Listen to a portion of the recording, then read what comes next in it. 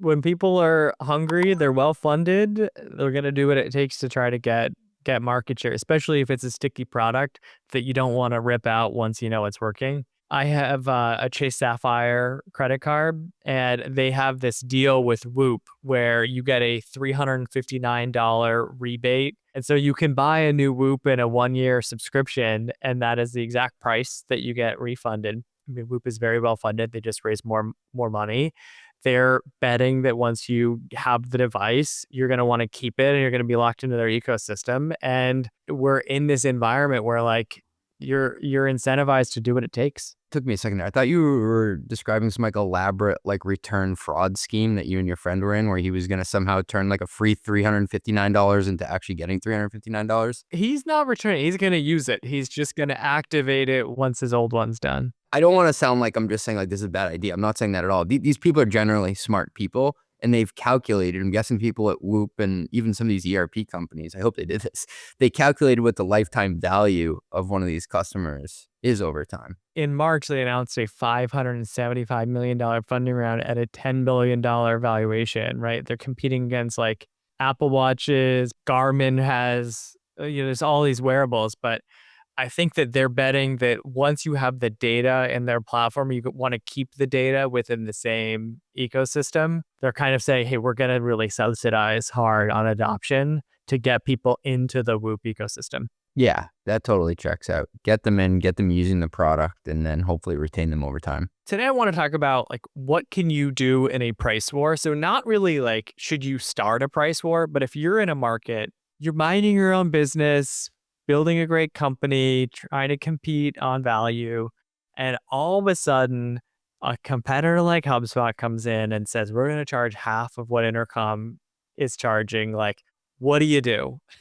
And so we'll lay out the different paths available and like when each path is right for you.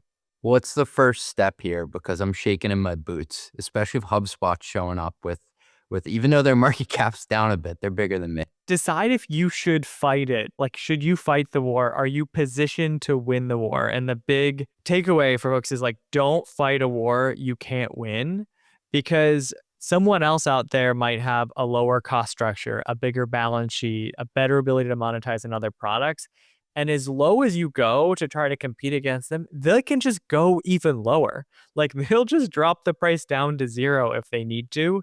And so things can really spiral quickly. You don't want to get into that spiraling behavior if you are not positioned to win.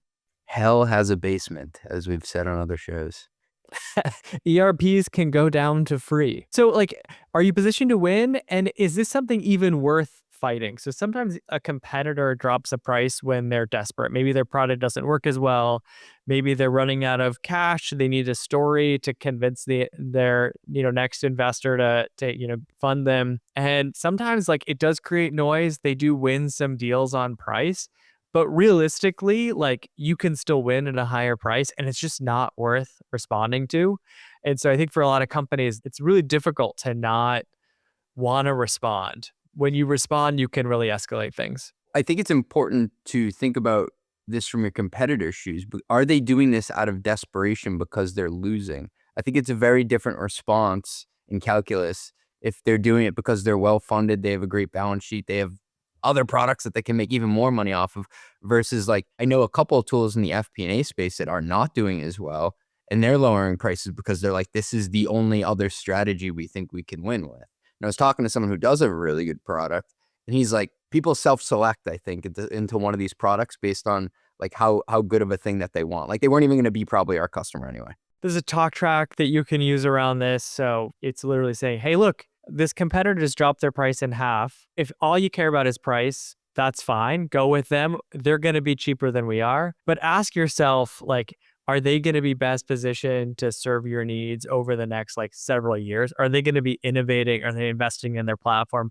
Here are the things that we've launched in the last 6 to 12 months. Like, do you want a partner that's with you for the long haul, that's really investing in the experience?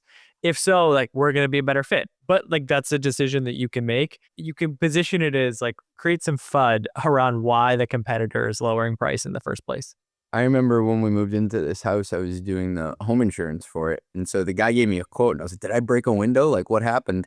And so I went on to Lemonade online and I got a quote from them too. And so it's known for giving you really, really like competitive quotes. And I sent it back to the guy. And what he did is exactly what you're saying. He's like, CJ, if the only thing that you care about is price, and like what's baked into that statement is like, just made me feel like a total like asshole. If you care about your home and covering it and having someone to pick up the phone and call like me when something goes wrong rather than an automated agent, then you should go with our service. And he kind of like put the ball in my court. And I was like, of course I don't only, of course I don't only care about price. Yeah, and I mean, for enterprises, like, price is a factor, but realistically, it's about, does this fit in the budget? Like, is this something you want to stake your reputation on for buying? Like, price is not the only factor in a decision. And so, yeah, sure, procurement might try to beat you down, but if you're vendor of choice with the ultimate buyer, there's probably like more influence that buyer has than procurement has, even if procurement's trying to knock you down. I have a friend who's in enterprise sales, and he's like, I know whenever they bring in procurement, I've got them at certain companies because he's like, if they didn't already tell procurement that this is the tool they want, they wouldn't have been on the phone with me. Like, we're so past the point of them evaluating. Like, sometimes it can backfire, and there are still like 2 or 3 other companies in the mix. But he's like, I usually know that they already selected us, and they're just bringing in procurement at the end to see if there's a couple dollars off, so I can hold the line. So first, you want to decide if you should fight the price war. I think the second thing is find ways to win beyond just price. And so we talked about the insurance example, like they're going to try to win based on like peace of mind, like quality of service. There's a lot of different things that you can compete on that are not price related. I think for tech companies, like it often was, hey, we have these features. Here are features we have that our competitor doesn't have. Like that would be the talk track in the sales process. But now I think that the talk track needs to be much more around the outcomes you're able to deliver, the quality, the reliability, security.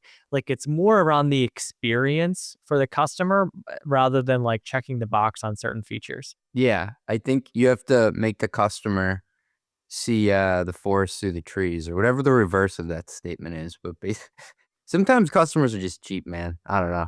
If you're an intercom, like one of the things you could do is like work on a business case. If you as a company spend $10 per support to resolve a support ticket manually, and then you could spend, 50 cents per AI resolution with HubSpot or a buck with Intercom. If Intercom could say, hey, look, compare us head to head, one against another, see what percentage of responses we're able to resolve. If you're at 70%, HubSpot's at 50%, you can kind of do the math and be like, hey, actually, we save you, from a program perspective, we save you money because we solve more, and like AI is saving you a lot of money in the first place. So you could do that math. The other thing is you could start to say, all right, well, what matters on top of price? All right, how quickly you're responding to customers? What's the CSAT on the responses? How much AI hallucinates answers? Because you'd hate to not just give like customers like an answer that doesn't resolve a ticket, but give them the wrong answer. Like they're probably going to churn if you do that. Like there's probably the ways that you can educate the customer about what they should even be looking for in the first place. They might not have known they should even ask about. I think as a company, you have to remember that you have more at bats than them at seeing what other companies are using your product for. So they may have this myopic view, just this one swim lane of how they're going to apply it.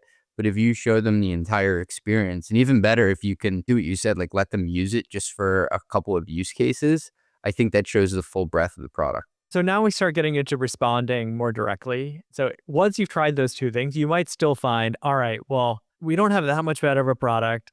We've tried winning on value, but like we are losing these deals because of price. And now you have to really figure out how to get down on price without like creating a super unprofitable business, and also like now repricing your entire install base. And to me, that comes down to like picking your battles. So like, where do you want to compete and where do you want to avoid competing? When I looked to set up my first CRM at Growth Unhinged, I knew I wanted something that was actually AI first. The world has evolved. Most CRMs are still stuck in the 90s. I found Lightfield, the CRM that remembers everything and does the work for you. It joins all my sales calls, reads my emails, and has the full context on every account. At this point, Lightfield knows my deals better than I do. I haven't had to set up a single CRM dashboard. Instead, I simply simply ask Lightfield questions like, which deals in my pipeline are most likely to close, or who do I need to follow up with today? It even automatically prepares me for meetings with a personalized daily briefing, and setup was quick and surprisingly painless. Lightfield is my sales coach, RevOps analyst, therapist, EA, all in one. See Lightfield for yourself with a 14-day free trial. Connecting data from your inbox takes just 5 minutes, and you can migrate in under an hour. Go to lightfield.app, that's LIGHTFIELD.app, and use code MOSTLYGROWTH to get 3 months free.